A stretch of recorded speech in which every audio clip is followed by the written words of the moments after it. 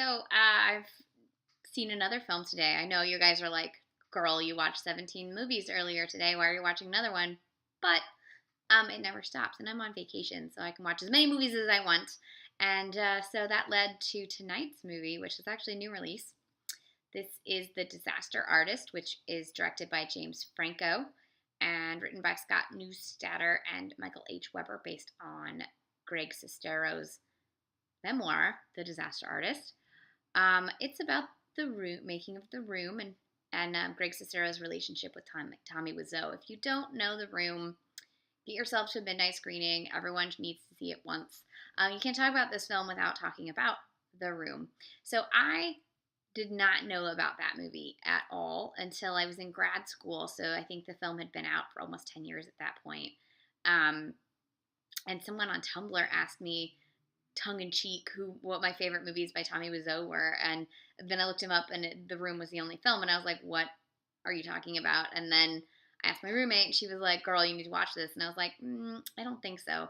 And then like the next year, I got a job at a movie theater in San Francisco that happened to show The Room on Saturdays at midnight once a month, and unfortunately my very first shift was on a Saturday, and so I had to stay and watch it afterwards.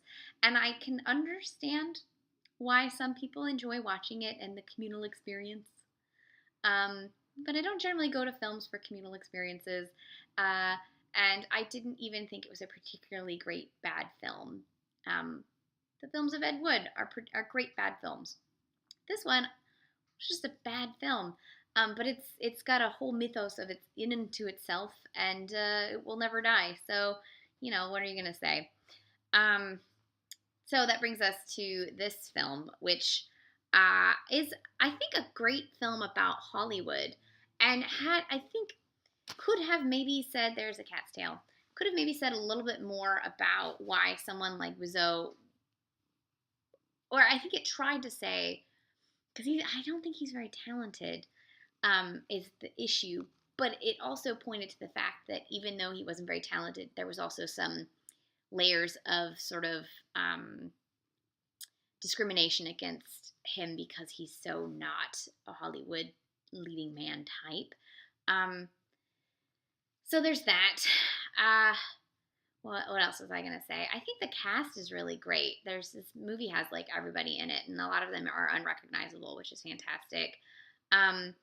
Franco's getting a lot of the buzz for his performance as Wiseau, and he's good, and he does a decent job of being Wiseau, although only Wiseau can be Wiseau. But I actually think the best performance in this film was Dave Franco as Greg Sestero. He's the lead. He's the straight man to Wiseau's, and I really enjoyed him in this role. He felt like a real person, and his ups and downs, and specifically the ups and downs of his relationship with Wiseau, I think, is the key of this film and the best thing about it. And I'm glad to see that Dave Franco's really got a challenging role that he could sink his talent into, and perhaps he'll continue making great performances. What I was going to say about it being a good Hollywood film, in that it takes place or a good third or so of the film takes place during the filming of The Room, and you see all the different crew members and what it's like to work with someone who just is completely inept, and how artists can get a little megalomaniac, whatever. I'm making up words now. Like there's a great discussion of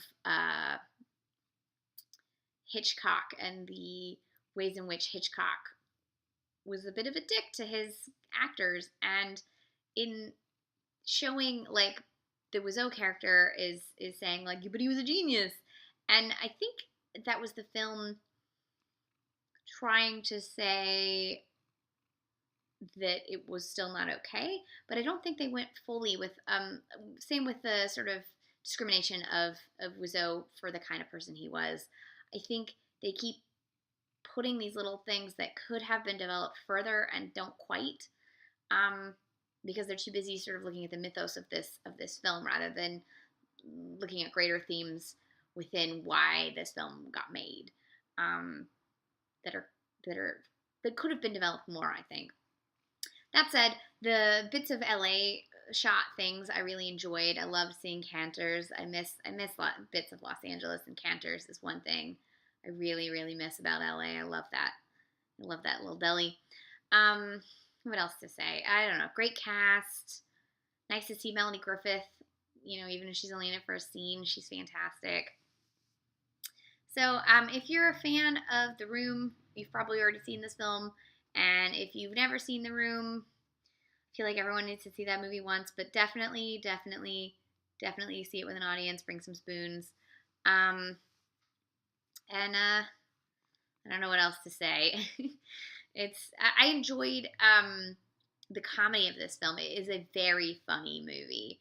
Unlike The Room, which is unintentionally funny, this is a very well-timed comedy. And then when it gets dark during some of the filmmaking things, it gets really dark. And I think it juggled the tonal shifts of the story really well. I don't know what else to say. That's it. This is The Disaster Artist. Definitely go check it out if you're a fan of anyone involved, because they're all at the top of their games.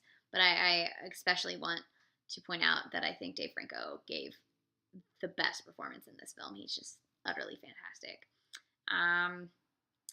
Yes, Disaster Artist 2017, directed by James Franco. I say check it out.